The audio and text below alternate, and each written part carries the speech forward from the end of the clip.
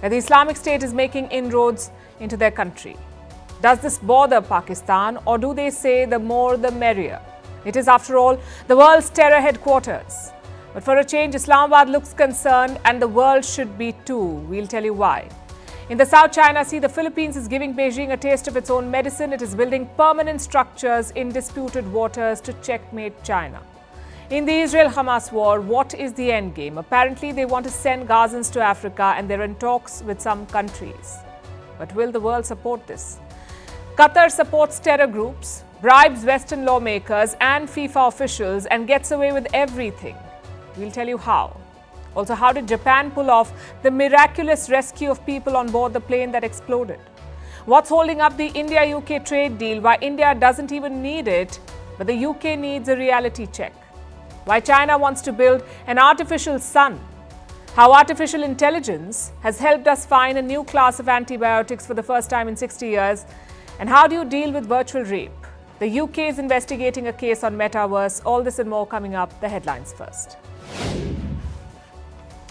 Twin bomb blasts in Iran kill more than 100 people. The explosions took place near the tomb of General Qasem Soleimani. On this day 4 years ago, the Iranian general was killed in a US drone strike. More than 140 people have also been injured in these blasts.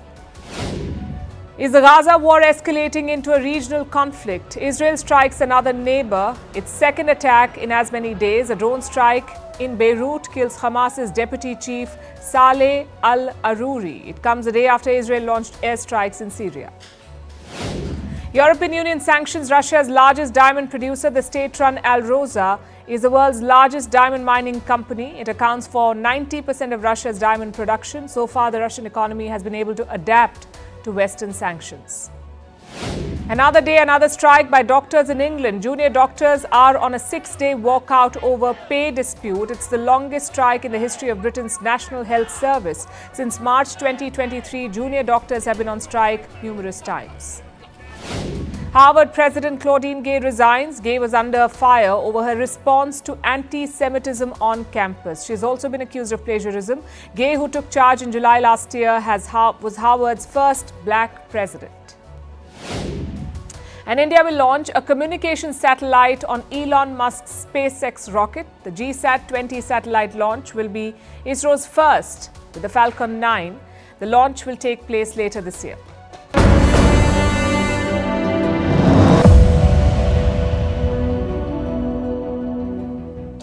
Pakistan has a new guest, a dangerous but hardly surprising one. It's the Islamic State. And talk about a deadly combo. Pakistan alone is a major threat to regional peace. The Islamic State needs no introduction. And now they're together. So what's the story here? Pakistan's Interior Ministry has released a new assessment. It talks about terror groups in the country. The big focus was on the TTP, the Tehreek-e-Taliban Pakistan. Now, the TTP is a known threat. They've launched dozens of attacks in the last few years. But the Islamic State warning is worrying. Pakistan says it is trying to establish a foothold in the country. Their target? Shia Muslims and other minorities. We've already seen examples of this. In July last year, a political rally in Pakistan was bombed. Around 54 people were killed. Later on, Islamic State claimed responsibility. So why isn't the Pakistan army cracking down? For starters, they're busy elsewhere, like jailing opposition leaders, bringing back exiled politicians, and rigging elections. They have a lot on their plate. Basically everything except fighting terrorism. So it's a free run for these groups. In 2023, they carried out dozens of attacks. Put together, around 1,000 people were killed in Pakistan, 500 civilians plus 500 officials. It's the highest casualty in almost 6 years. So clearly, there is a problem. We'll tell you why the Islamic State warning is a big worry for the neighborhood, but first some background. The Islamic State in Pakistan is different from ISIS. ISIS operates in Iraq and Syria. This one is called ISKP, the Islamic State of Khorasan province. Now, Khorasan does not exist today. It's a historical region that once spanned Iran and Afghanistan. So ISKP is named after that place, Islamic State of Khorasan province. It was formed between 2014 and 2015. The members were drawn from two main groups, the Afghan Taliban and the TTP. Both these groups had national ambitions. Afghan Taliban wanted to rule Kabul. TTP wanted to rule over Islamabad. But some of them said, think bigger, think of a regional or international caliphate. So they broke away and formed ISKP. Its peak was in 2016. Back then, it had some 3,000 fighters. The ISKP did have links with the Islamic State in West Asia, but operationally, it was a separate entity. So why are they targeting Pakistan? A couple of reasons for that. Number one, Afghanistan is becoming a no-go zone. You see, the Islamic State and the Taliban are rivals. The Taliban are actually hunting ISKP fighters. And no, it's not because they've changed. It's because they have no other option. If Afghanistan becomes a terror launch pad, foreign forces could return, the Taliban may be toppled again, so it's all about self-preservation. As a result, ISKP fighters are pouring into Pakistan, and they're coming with weapons.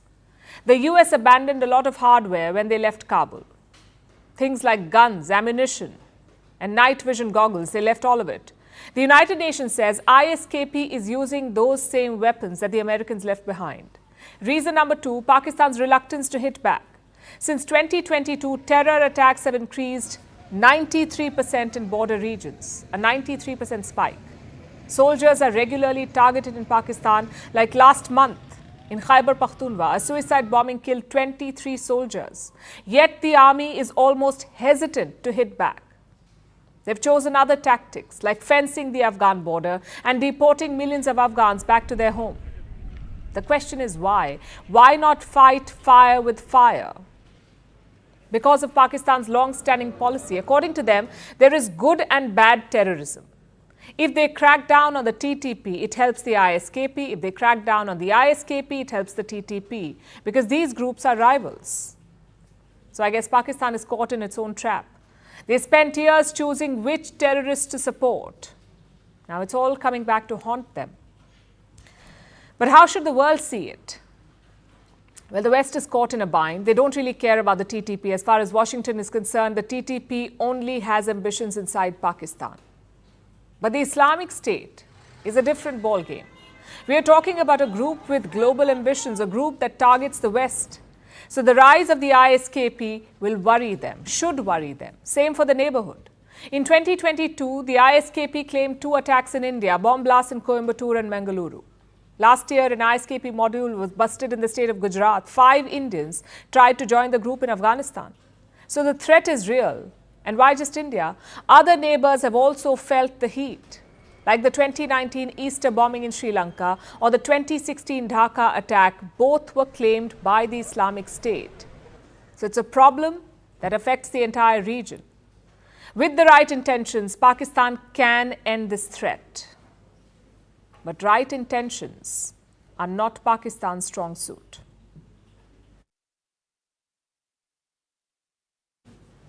Now let's talk about the South China Sea. The region is becoming more tense. China is stirring up trouble and regional powers are taking a stand against it. Tonight we'll tell you about the Philippines. They've had a lot of trouble with China of late. In the last few weeks, we saw open confrontation. Beijing targeting ships from Manila, China blocking their movement, firing water cannons on them, even colliding with Filipino vessels. The provocations have been brazen and caught on camera. And China shows no signs of mending its ways, so how should Manila respond? Well, they have 2 options. Either use force, like a tit-for-tat response, or play a tactical game, give China a taste of its own medicine. And the Philippines seems to have chosen option number 2. So here's what they're doing. Building assets in disputed waters, in this case, the South China Sea. Let me show you something. This is where Manila's project is taking shape. It's called the Second Thomas Shoal. And this is what it looks like, a submerged reef in the South China Sea located in the Spratly Islands. China claims this reef. They say it belongs to them. But for decades, it's been controlled by the Philippines. And now they're strengthening their hold. Manila is building a permanent structure here, a facility of sorts. What for? To serve as a shelter. That's what the Philippine military says, that this structure is meant for their fishermen, for them to take shelter. Last month, a budget was approved for this. Over $1 million has been set aside for this project. And why is this project getting attention?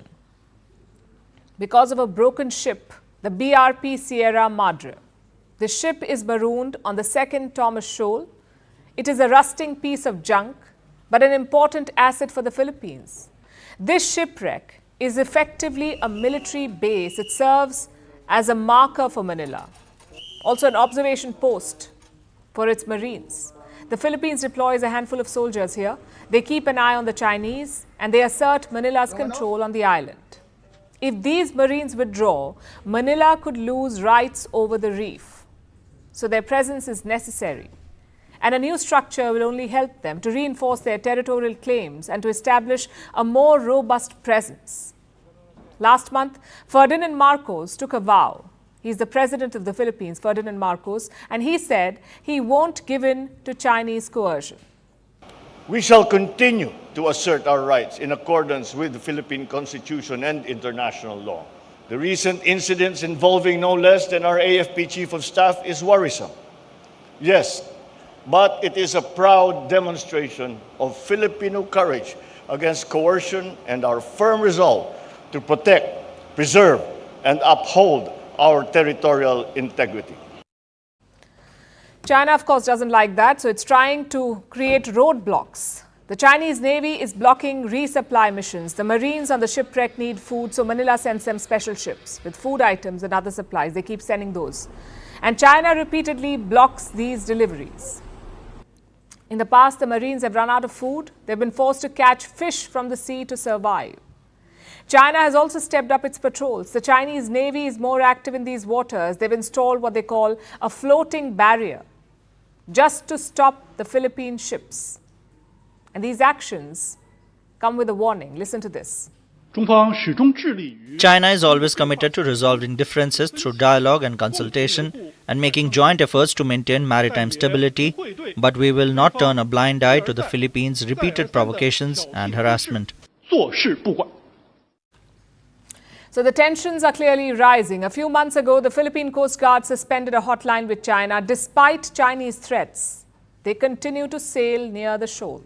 The Philippine Coast Guard will not be deterred from implementing the President's explicit guidance for the Philippines to exercise our legal rights and over our maritime.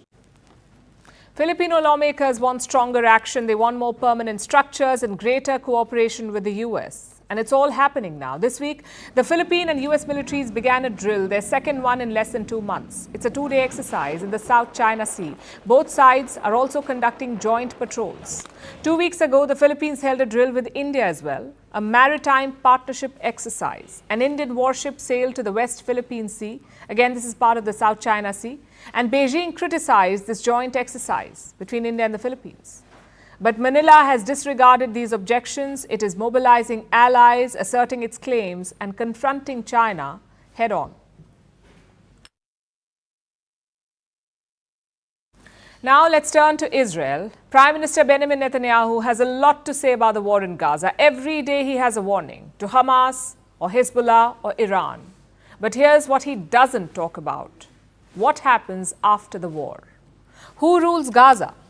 These are questions that Netanyahu refuses to answer, but his ministers have no such problems. Like Finance Minister Bezalel Smotrich. He fears that Gaza will become a hotbed of radicalism, and it's a real possibility. You've just killed some 22,000 civilians, flattened entire refugee camps and driven millions out of their homes. It's the perfect setting for radicalism. So the Finance Minister has a solution, and this is what he's saying. If there are 100,000 or 200,000 Arabs in Gaza and not 2 million, the whole discourse about the day after will be different. Let me simplify that. This Israeli minister wants to expel Gazans. Not all of them, though. He says, let 100 or 200,000 remain, 1 or 2 lakh. As if Israel is doing Gaza some favor. And it's not just one minister. Another example is Itamar Ben-Gvir. He's in charge of Israel's national security. Listen to his plan. I'm quoting again. Not only do I not rule out Jewish settlement in Gaza, I believe it is also an important thing. Both these ministers are far right. They want Israel to settle Jews in Gaza. Just an obvious problem remains. Gaza is not an empty plot of land. It's home to almost 2.3 million Palestinians. Where will these people go? Reports say Israel is looking to relocate them. Netanyahu's government has reached out to multiple countries. One of them is the Republic of Congo, located in Central Africa. Around 52% of its population lives in poverty. Reports say Israel is trying to settle Gazans there in the Republic of Congo. They're calling it a voluntary movement. But will it work? Well, the Americans, for one, won't support it, that's for sure. The State Department has lashed out at both these Israeli ministers. Listen to their statement, I'm quoting again. This rhetoric is inflammatory and irresponsible. We have been clear, consistent and unequivocal that Gaza is Palestinian land and will remain Palestinian land. So Washington won't support it. Neither will Arab countries. Egypt and Jordan have refused to take in Palestinians. Chances are others will do the same. It's simple logic. There is a land dispute between two parties. One party picks up and leaves. What do you think will happen to the land? The party that remains will get it. In other words, Israel gets more Palestinian territory. That's a non-starter for the Arab world. So there's a lot of confusion right now, and a big reason for that is Israel's prime minister. He won't talk about his war aims. Last week, Netanyahu cancelled 3 important meetings, one with the war cabinet, one with Mossad, and one with Shin Bet. All 3 meetings were about the same topic, Israel's post-war plan. But Netanyahu decided to cancel them all. But why is he running away from it? Maybe he doesn't have a plan, or maybe he knows that there is no place for him in the post-war plan. Let me explain. Netanyahu's popularity is in the dumps. A recent poll confirmed this. Only 15% Israelis want Netanyahu to stay on after the war. Only 15%. Many of them want him to step down right now. Is that why Benjamin Netanyahu is prolonging things? He says the war will last for many, many months. But looking at Gaza, there is nothing left to attack. It's just rubble and refugee camps. So the war cannot go on like this. There needs to be a proper goal. The closest Netanyahu came to talking about goals was last month. This is what he said. The Philadelphia corridor, or to put it more correctly, the southern stoppage point of Gaza, must be in our hands. It must be shut. It is clear that any other arrangement would not ensure the demilitarization that we seek. So he wants to control the crossing between Egypt and Gaza. But who will control Gaza? Will Gazans still be living there? Netanyahu has no answers to give. His silence is giving space to far-right ministers in his cabinet. Their words may not reflect policy, but they do make a bad situation worse. A bribery scandal has rocked the US. It's typical Hollywood stuff. Bags of cash, bars of gold, a tainted US senator, and a shady foreign power. Let's meet the characters first. The tainted senator is Bob Menendez. He's a Democrat from New Jersey.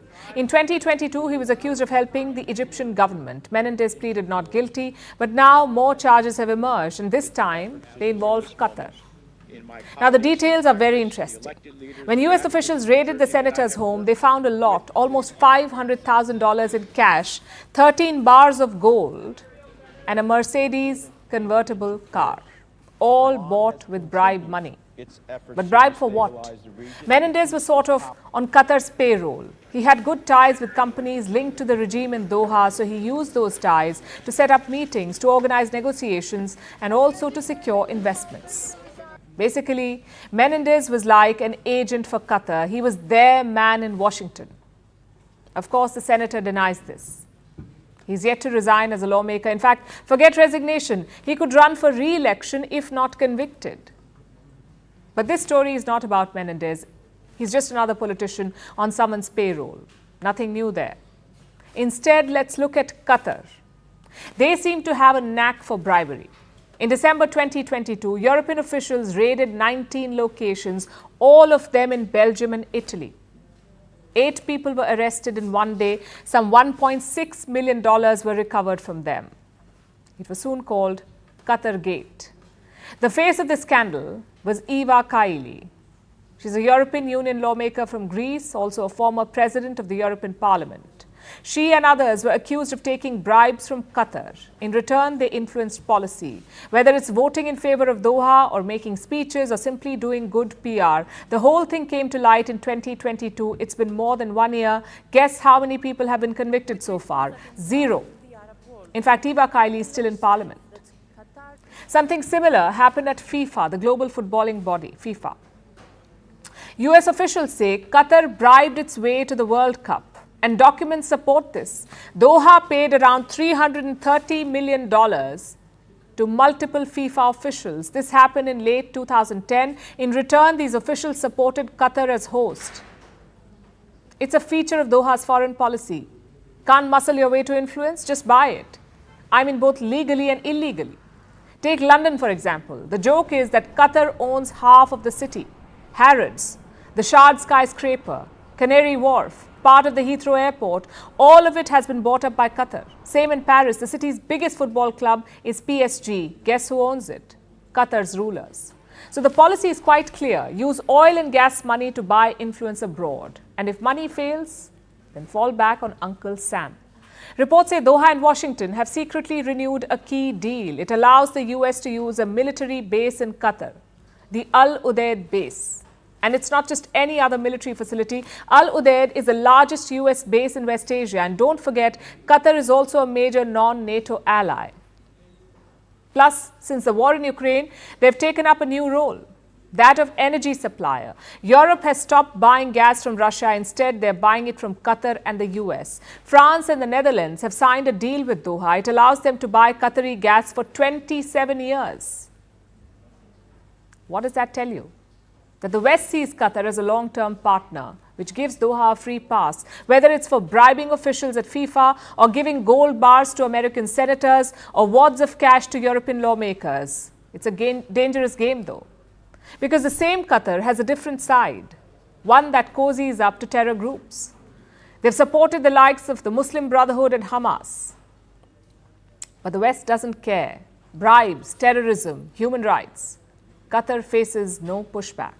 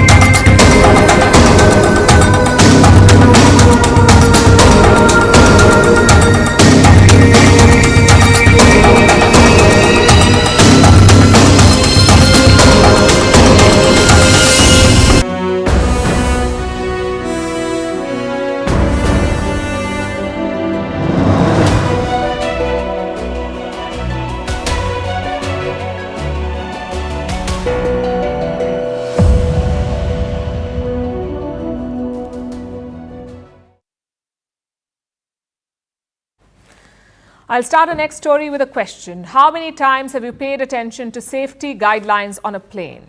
Most of us don't. We just treat it as a nuisance. Yet every flight repeats the same instructions. Do you know why? Because rules and SOPs more often than not save lives. Case in point, Japan Airlines. Yesterday, one of their flights exploded into a fireball. It was after a collision with a Coast Guard plane. There were 379 people on board. They had a miraculous escape. All of them survived, 379 people. How did they pull it off? By following the rules. It was a textbook evacuation and a lesson on why it's important to pay attention to those flight safety guidelines. Here's a report. Your attention please for the last two passengers. The last two passengers.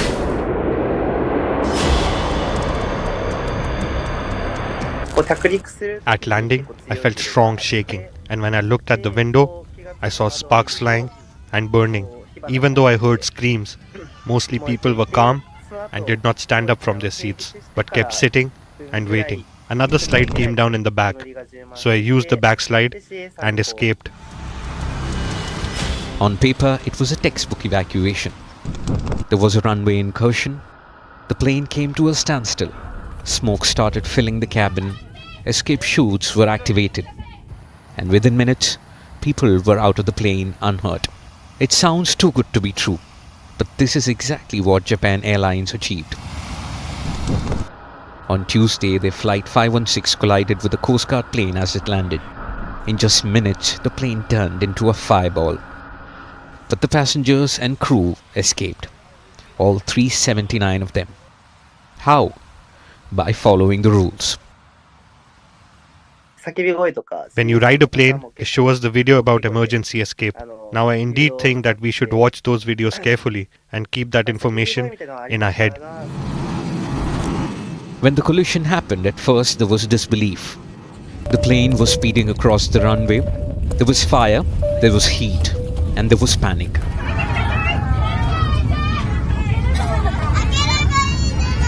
Outside the windows, all passengers could see a raging inferno. But soon the survival instinct kicked in. As soon as smoke entered the cabin, passengers could barely see, but the plane still held up. The flight was an Airbus 350, one of the first flights to be made of carbon fiber materials, so it could resist the fire for some time. And that's when the crew jumped into action. They had a few minutes and over 300 passengers to get out. First, they identified which exits were close to the flames. Those were avoided. Then the announcement system wasn't working, so the instructions had to be shouted out.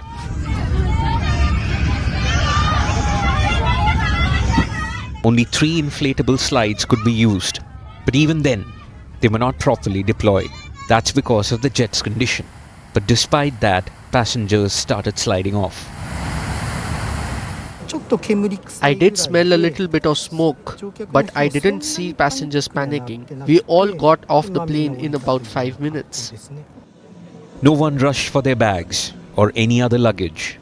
They just followed the instructions of the crew, and many believe that's what made the difference between life and death. Even though it was a textbook evacuation, it happened in the most extreme of situations. I can only say it was a miracle. We could have died if we were late in evacuating. But the love for rules hasn't come easy for Japan Airlines. And you understand that when you enter their office. Their corporate headquarters displays wreckage. It's from a plane accident in 1985. The JAL Flight 123 was flying from Tokyo to Osaka. It crashed, killing 520 people on board. It is the deadliest single aircraft accident in aviation history. For the airline, it was devastating. They vowed to take safety seriously, to make sure nothing like this happened ever again. It looks like 40 years later, the actions have paid off. So next time you hear safety guidelines on a plane, take off those headphones, sit up and listen. One day, it could save your life.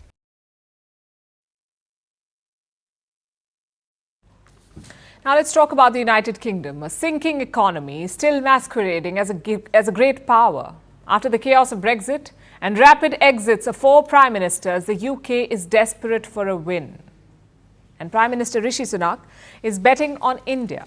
He wants a trade deal with India. He's been pursuing it since he took office. But a deal continues to elude him. Formal negotiations began in 2022. 2 years have passed, and yet an agreement is not in sight. Instead of a deal, the negotiators keep coming up with new deadlines. It's become a game of cat and mouse. Whenever the world thinks both sides are close, the goalpost is shifted. Rishi Sunak keeps missing opportunities. He visited India last year for the G20 summit in September. Observers were hoping for a breakthrough. It did not happen. A new deadline was set. the end of 2023, around Diwali last year. Diwali is the biggest Hindu festival, so the choice was obviously symbolic. Apparently, Sunak wanted to travel to India, sign the trade deal and catch the India versus England cricket match. India hosted the World Cup last year, so Sunak would have had the perfect stage to take a victory lap. But he missed it. The negotiators failed to deliver again, and a new deadline was set. March 2024, this year, just before India's general election. So time is running out for Rishi Sunak. Once the elections are announced in India, the trade deal will take a back seat. So Sunak is under pressure. The onus is on him to get the deal done. But why only him? Because India is not in a hurry. London needs this deal more than New Delhi, and I'll tell you why I say this. The idea of the trade deal is not new, or recent for that matter. When the UK left the European Union, the Conservatives turned to India. They promised a mega trade deal with India, one that would unlock the benefits of Brexit. Theresa May visited India. She was the first UK Prime Minister to pursue this. But she got off on the wrong foot. During her visit, she lectured India on immigration. She told New Delhi, take back your immigrants if you want more visas. A vice-chancellor was part of Theresa May's delegation. He expressed disapproval. He said, and I quote, "I feel truly ashamed." Needless to say, India did not respond to any overtures after that. May's successor was Boris Johnson. He adopted a different tone. He promised a deal by Diwali 2022. But he couldn't get it done. Then came Liz Truss. She was barely 45 days in the job, and the task fell to Rishi Sunak. But he too is struggling.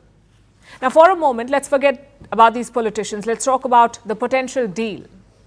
What does India stand to gain? What's at the center of every free trade agreement? Goods. In this case, London wants lower tariffs for its key exports, stuff like cars, Scotch whisky and wines. But does the Indian economy depend on these goods? It doesn't. India has many alternatives, other arguably better sources to buy from. Now look at India's exports. What do we send to the UK? Things like medicines, diamonds and machine parts. And many of these goods face no tariffs in the UK. So technically, India doesn't even need a trade pact. It can manage without it. There are no substantial benefits to unlock. But here's what India wants: visas. Will the UK open up to take more Indian talent? It will not. And that's a problem, because any good trade deal also allows for the free movement of people. But as far as London is concerned, that's not on the table. In fact, it is making it harder for Indians to stay in the UK. Just this week, London changed some rules. Students in the UK can no longer get visas for their dependents, their family members. So why should India care about a trade deal with the UK? And we are not the only ones asking this question. Even trade experts in the UK have said the same. Let me quote from one of them. India negotiates as if it is a country with 1 billion people, which it is. In the UK discourse, it is the big UK negotiating with little India. But India is on course to be one of the biggest economies in the world. We are talking about a country that is huge and doesn't feel the need to cut a deal. And that's what it's about. India doesn't need to cut a deal. That is the bottom line. The British are still stuck in the past, when India was their colony. But that's no longer the case. India is a rising economic power, the fastest growing major economy in the world, and a large market. It also has a long list of trade partners. From the European Union to the United States to Japan, Oman, Peru, Mauritius, these countries or blocs are either discussing a trade deal with India or already have one. The United Kingdom is just another name on this long list, one that India can very well manage without. And the UK needs this reality check. Our next story is about an artificial sun, a man-made sun. China wants to make it. They've set up a company for it, a state-owned consortium that will create an artificial sun. But why does China need it? Because it is a power-hungry country in both senses of the term. It needs an unlimited energy source to fuel its expansion, and it wants to be a tech superpower leading the race to develop clean energy. And this race is very much on. The world is chasing nuclear power, nuclear fusion, as a source of energy. Countries have been trying to achieve this for years. Is this a contest that Xi Jinping can win? Here's a report.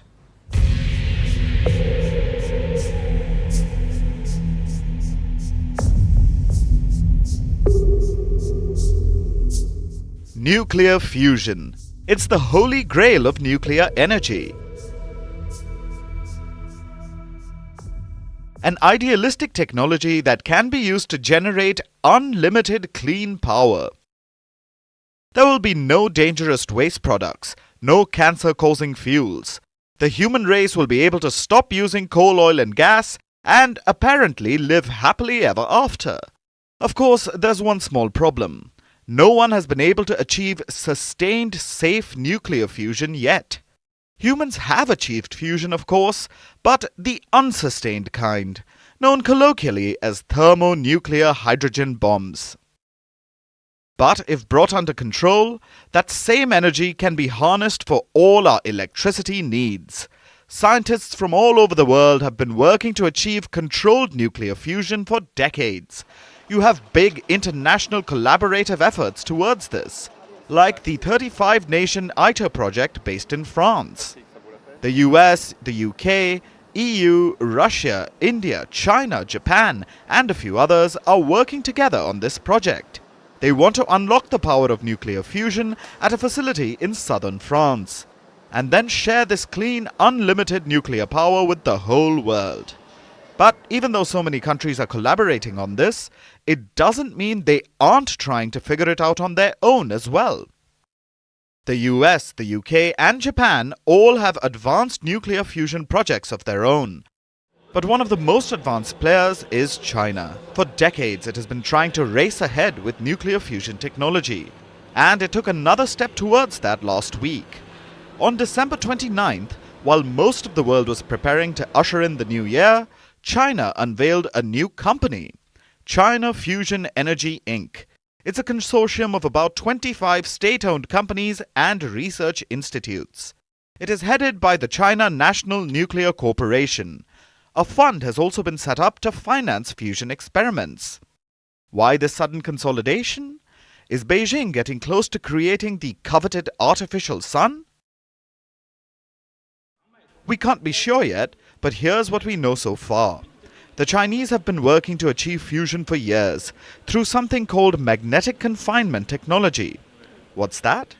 Unstable hydrogen is run through a donut-shaped reactor. Magnets compress it at high temperatures. The hydrogen then fuses into helium and generates energy in the process. It's actually how stars like the sun work, which is why fusion reactors are sometimes called artificial suns.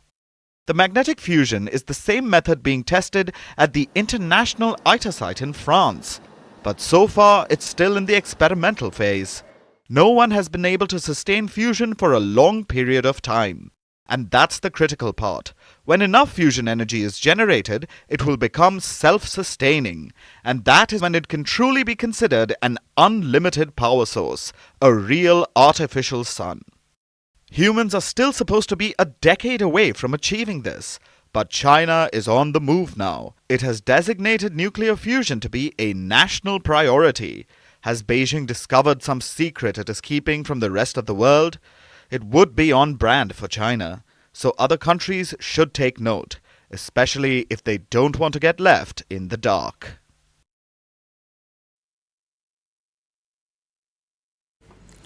Now let's turn to South Korea, where a brutal attack has taken place. A politician was stabbed this week, and not just any other politician. This is the leader of the opposition we are talking about. His name is Lee Jae-myung. He leads South Korea's Democratic Party. Lee was attacked in the southern city of Busan yesterday by a knife-wielding assailant.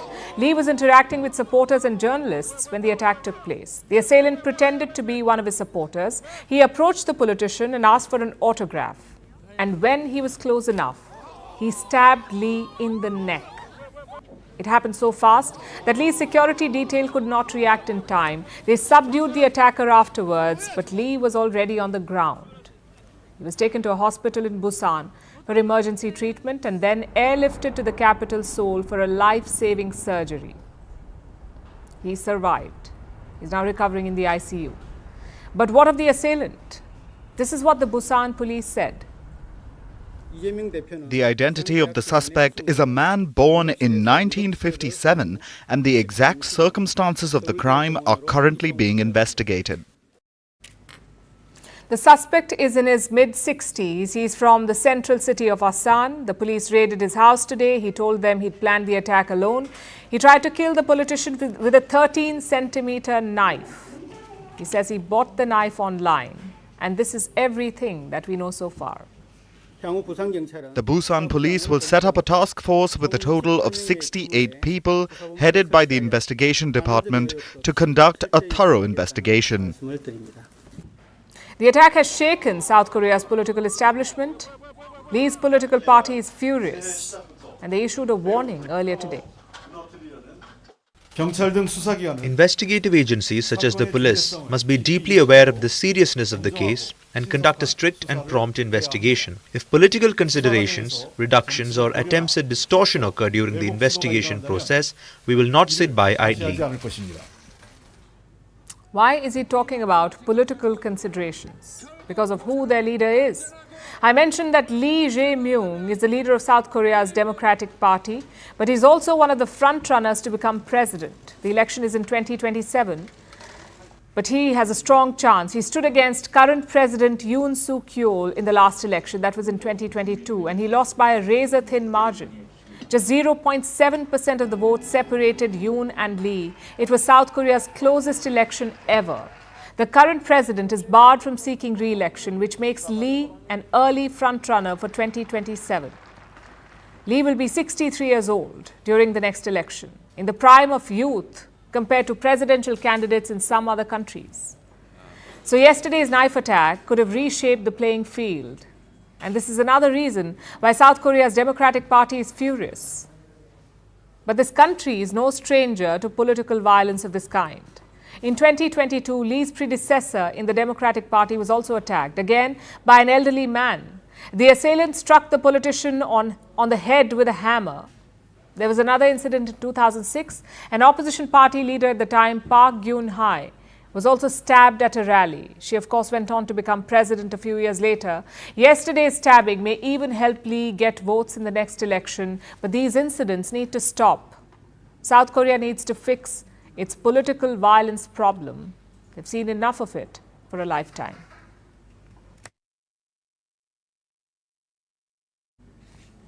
Have you heard of antibiotic resistance? It's when medicines become ineffective. They fail to cure a disease. And why does that happen? Antibiotics are medicines designed to kill bacteria, harmful bacteria. They're supposed to kill them. But over time, these bacteria evolve. They develop the ability to defeat the drugs designed to kill them. This is antibiotic resistance. It makes medicines useless. In 2019, it killed over 1 million people. So there was a need for new antibiotics, those that would work on drug-resistant bacteria. And it seems scientists have found it. The first new class of antibiotics in 60 years. Guess how they were found? With the help of AI, artificial intelligence, it could prove to be a breakthrough in the field of medicine. Here's a report. The first antibiotic was discovered in 1928, so almost a century ago. And since then, it's revolutionized medicine. Common infections are not life-threatening. Surgeries are not life-threatening. Recovery is faster, and life expectancy has grown. By some estimates, antibiotics extended life expectancy by 20 years. So it basically changed how medicines work. But then came a new problem: resistance to these same life-saving antibiotics. It's usually caused by overuse. A 2016 study shows that 30% of antibiotic prescriptions are unnecessary, which means we don't need them so often. But that hasn't stopped us from using them, and sometimes misusing them as well, which creates the global problem of antibiotic resistance. Globally, it's one of the leading causes of death every year. In 2019, it killed over 1 million people. So scientists needed something new. And looks like artificial intelligence has come to the rescue. They have discovered a new class of antibiotics. This is for the drug-resistant Staphylococcus aureus bacteria. So how did AI help? It basically sped up the process. Finding a new compound is a long process. Artificial intelligence made it easier. It identified potential drug candidates, helped predict properties, and basically optimized the entire process. Now scientists have the first new antibiotics in 60 years. And artificial intelligence made the process easier. But developing a new antibiotic is still difficult. And there are two reasons for that. One, there are scientific challenges. And two, there are financial problems. Developing a successful antibiotic costs $1.5 billion. That's from the lab to the market. But the profits aren't that great. The annual revenue per drug is often less than $50 million. So there's not much money, which is why companies usually stay away from it. But new antibiotics are the need of the hour, because resistance comes very easily. In 1960, the antibiotic methicillin was developed. In 1961, scientists observed methicillin-resistant bacteria. Now, every year, it kills over 35,000 people just in Europe. While AI has helped in discovering a new class of antibiotics, there are many challenges which remain before it can reach your pharmacy. And when it does, we must be mindful of its usage, because overuse or abuse of antibiotics will lead to resistance. And that is a silent killer. By 2050, it could kill up to 10 million people every year. So the next time you pop a pill, be careful. It might do you more harm than good.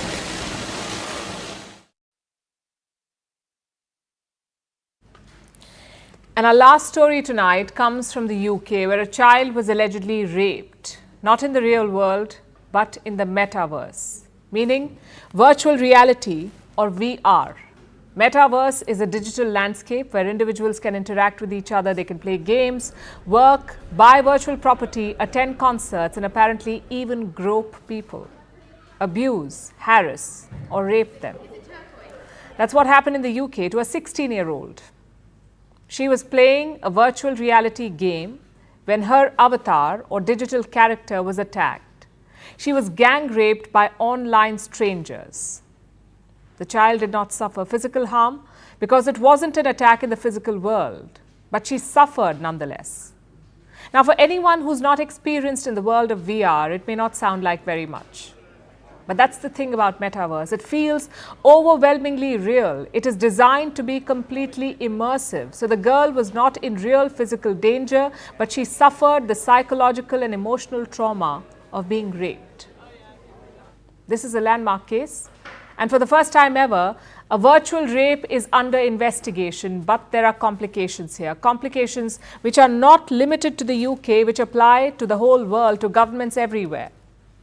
For starters, the police is struggling with an enormous backlog of actual rape cases. So should virtual attacks take up investigative priority? That's challenge number one. Secondly, in criminal law, rape requires physical contact, but that's not the case in a virtual assault. So does it even qualify as rape? Thirdly, metaverse blurs geographical boundaries. People from different countries can play the same VR game. So which law enforcement agency has jurisdiction over which incident? There are many such questions. But one thing is quite clear. Governments and policymakers are not learning. They made the same mistakes with social media, and now they're not prepared for the monstrosity that is metaverse. As things stand, metaverse complies with existing laws, like laws related to intellectual property or cryptocurrency. But it lacks clear legal frameworks of its own. So virtual cases become difficult to solve, like virtual sexual abuse. It has different legal implications, and they're not fully understood or defined. So police chiefs have called on platforms to do more, to protect their users. But the response has been lukewarm, and I'll tell you why. Mark Zuckerberg thinks metaverse is the future of the internet, so much so that he's rebranded his company, Facebook, as Meta. He's invested billions to develop its VR headset.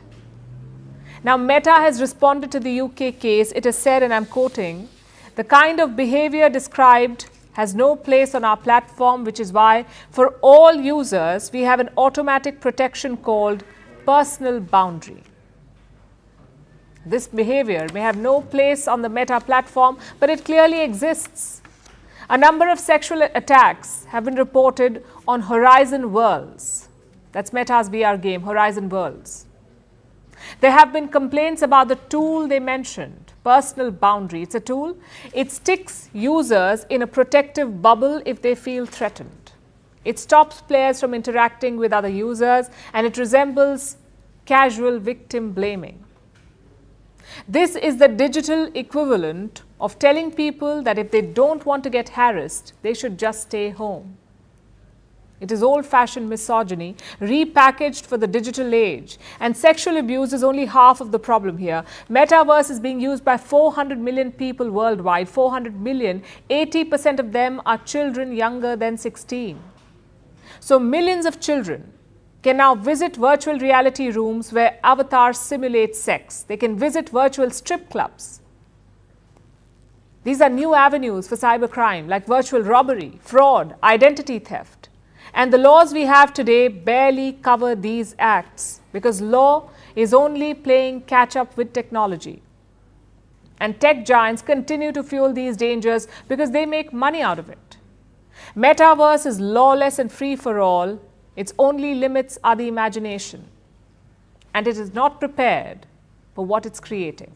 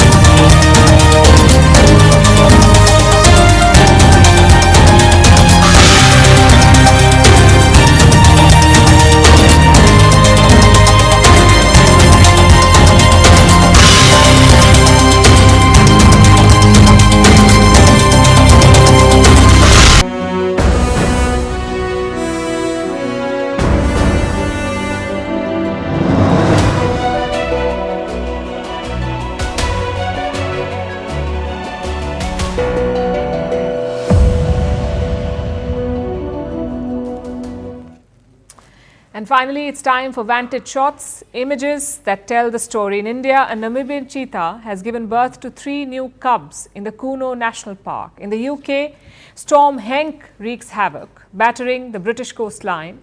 And world number 1 Novak Djokovic showed off his language skills in Australia when he was asked to wish Chinese fans a Happy New Year.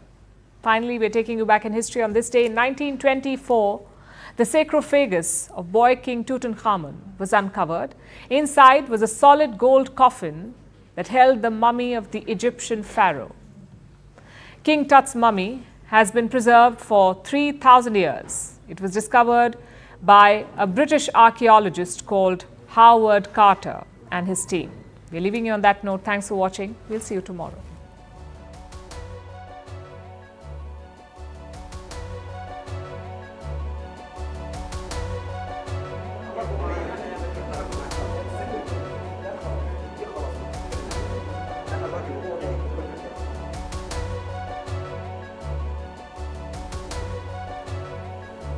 Hello.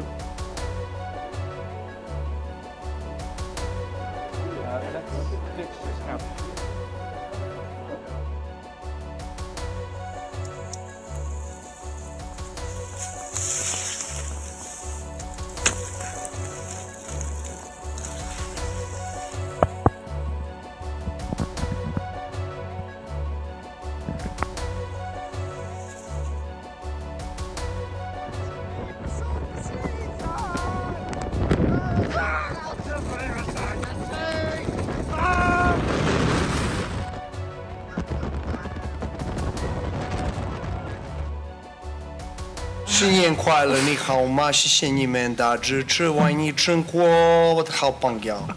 榜样。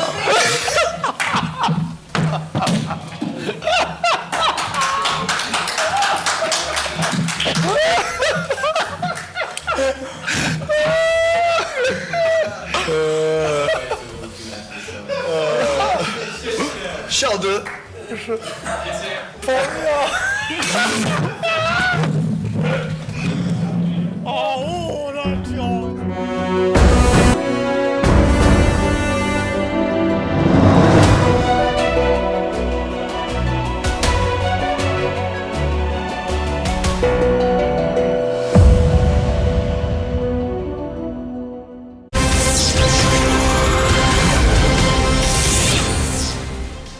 A very good evening. You're watching Breaking on CNN News 18 with me, Akanksha Swaroop. Let's dive into the segment with breaking inputs coming in from Maharashtra.